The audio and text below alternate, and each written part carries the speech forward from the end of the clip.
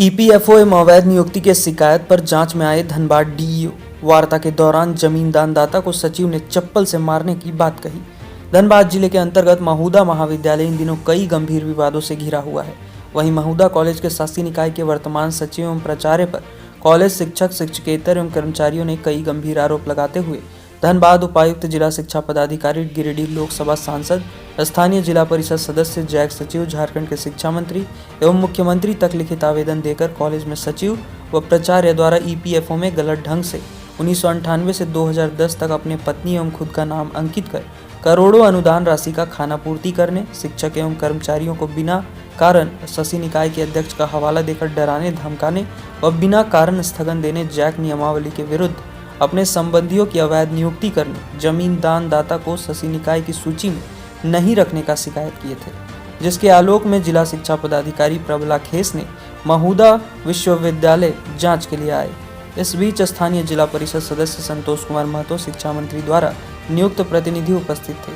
जांच के दौरान शासी निकाय के सचिव दीप नारायण शर्मा द्वारा जिला शिक्षा पदाधिकारी के सामने जमीन दानदाता एवं शिक्षा मंत्री के प्रतिनिधि के साथ अभद्र व्यवहार किया गया। इतना ही नहीं, इस दौरान सचिव द्वारा जमीन दानदाता को चप्पल जूते से मारने की बात की गई एवं जमीन दानदाताओं को फर्जी जमीन दानदाता कहा गया, जिससे वहां मौजूद लोगों में काफी रोष देखने को मिला।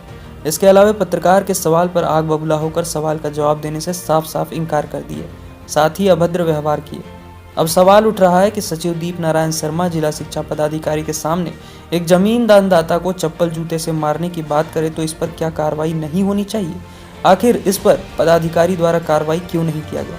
ज्ञात हो कि संस्था के सचिव पद अवैतनिक होता है। कोई व्यक्ति किसी लाभ वाले पद पर रहते हुए सचिव नहीं बन सकता है। स्थगित किए शिक्षक निमाय चंद्रा ने इससे पूर्व प्रेस वार्ता में कहा था कि दीप नारायण शर्मा महाविद्यालय में इग्नू के एक वेतन कर्मचारी तथा प्राचार्य के हस्ताक्षर से वेतन उठाते हैं, जिसकी जांच करने की मांग जिला उपायुक्त, सचिव, राज्य के मुख्यमंत्री से किया था।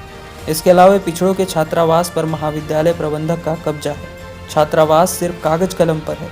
सचिव एवं प्राचार्य द्वारा छात्रावास में डिग्री का काम किया जा रहा है, किंतु जांच की सूचना होते हुए भी एक कर्मचारी मौजूद नहीं थे और कमरे में ताला लटका होना समझ से परे है। यहाँ तक महाविद्यालय का कार्यालय भी छात्रावास में मौजूद है और छात्रावास की बिल्डिंग में छात्रावास की जगह महुदा इंटर महाविद्यालय लिखा होना भी जांच का विषय है। वहीं डीईओ प्रबला खेस ने पत्रकारों को बताया कि काफी दिनों से शिकायत मिल रही थी। कई लोग सूचना अधिकार के माध्यम से शिकायत पत्र के निम्न बिंदुओं पर जवाब मांगा जा रहा था। इस आलोक में जांच में आई हूँ। जांच के क्रम में कई त्रुटि पाई गई है। अगर शिकायत पत्र मांगी गई, सवाल सही पाई जाती है तो जांच उपरांत कार्रवाई की जाएगी। डीओ मैडम आई थी आज और उनके सूचना पे हम आए यहाँ पे और काफ़ी आरटीआई हुआ था इस कॉलेज के ऊपर। मेरे संज्ञान में भी आया और हमने भी देखा कि हाँ विवाद में ये कॉलेज जा रहा है और आरोप प्रति आरोप प्रिंसिपल और सचिव पर लग रहे हैं। देखिए कहीं तो कुछ ना सच होगा। आज कहीं आग लगता है तो धुआं तो उठता ही होगा ना, आग लगता है तभी धुआं उठता है। तो जाहिर सी बात है कि ये लोग बनने के बाद ही ऐसा क्यों होने लगा, ऐसा क्यों हो रहा है? पहले भी प्रिंसिपल रह चुके हैं, पहले भी सचिव रह चुके हैं, पहले तो कभी इस तरह हाँ यहाँ ये सोचने में आया कि अपने परिजनों को लगाया जा रहा है, अपने परिजनों को घुसाया गया है यहाँ पर, बेटा पुतोहू, दोस्त यार जो भी है इस तरह का। और पीपीओ में भी कुछ मामला है, पीपीओ में भी कुछ मामला एक है जिसमें अपने जी देखिए सचिव का हरकत थोड़ा ठीक नहीं था। वो जो जमीन दाता के साथ बदतमीजी किए जिससे हो हंगामा हुआ। मैं भी वहाँ था, वहाँ पे मैंने भी देखा गलत ढंग से उनके साथ व्यवहार किया गया जो नहीं होना चाहिए। क्या जनप्रतिनिधि है, क्या लगता है क्या इसमें कार्रवाई कर? देखिए इसमें गड़बड़ घोटाला तो है और इसको जांच होना चाहिए। अगर मैडम अगर नहीं उठाई तो मैं चाहूँगा कि मैं शिक्षा मंत्री में खुद जाऊँगा और इसको इस मामला। देखिए हम लोगों ने इस विषय पर, जैसे जमीनदाता हमारे हरिंदर कुमकार जी हैं, इसके माध्यम से हमें सूचना मिली थी। मैंने सूचना शिक्षा मंत्री से बात भी की थी, उनके पीए से सब कुछ से बात की थी, यहाँ तक कि हम लोग शिक्षा मंत्री के पास भी भेजे थे। तो हम लोगों के वहाँ से कि आप भी वहाँ पर रहिएगा, उसी सिलसिले पर आज मैंने यहाँ पर था और हमने देखा कि यहाँ हो हंगामा, यहाँ पर कुछ मालूम ही नहीं है। मैंने सचिव से भी बात किए थे कि यहाँ पर कौन कितना डिसमिल दिया हुआ, कौन कितना एकड़ ज़मीन दिया हुआ, वो आप हम मुझे बताइए। उनको कुछ शासी निकाय के बारे में कुछ मालूम ही नहीं। तो उसी सिलसिले पर मैंने आज यहाँ पर आए हैं और यहाँ देखे डी.ओ. मैम से भी मैंने कहा कि आप एक शिक्षा मैंने जो है धनबाद जिला के हेड है, आप इस पर शिक्षा के क्षेत्र में आप अपना जो है एक सभी को एक बढ़िया से आप जो है चेक जांच पड़ताल कीजिए। और जहाँ तक और सूचना मिल रही है कि 1998 से लेकर 2010 तक एक कर्मचारी बन के पैसा का लेन देन का निकासी किया जा रहा है, वो भी जांच के विषय पर हम लोगों ने प्रतिवेदन और लिखित रूप से हम लोग बात की है। देखिए हो हंगामा, देखिए आप कितनों दबाना चाहिएगा, गलतियों को दबेगा नहीं। अभी हम लोगों ने आरटीए, हमारे जमीनदाता ने आरटीए मारा, तब अभी सरकार से तरफ से शिक्षा मंत्री से भी हम लोग आवेदन दिए, तब अभी जाके डी.ओ. मैम से भी आज आई और चेक जांच की। तो हम लोग चाहते हैं कि निष्पक्ष जांच हो, इसमें कोई भी बिजनेस या कोई भी अपना माने ये ना हो कि ताकि आने जैसे यहाँ पर देखा जा रहा है कि अपना सम्मिलित अपने आने वाले जनरेशन के बच्चों को घुसा रहे हैं, ऐसा ना हो। कोई भी नोटिफिकेशन ना लेकर बच्चा को घुसा रहे, ये सब नहीं होना चाहिए। और जमीनदाता यहाँ रोड पर घूम रहे, उसको कोई मान सम्मान नहीं। यहाँ तक जमीनदाता को तो लात और जूता मारने की धमकी दी गई। मारते आ रहा है।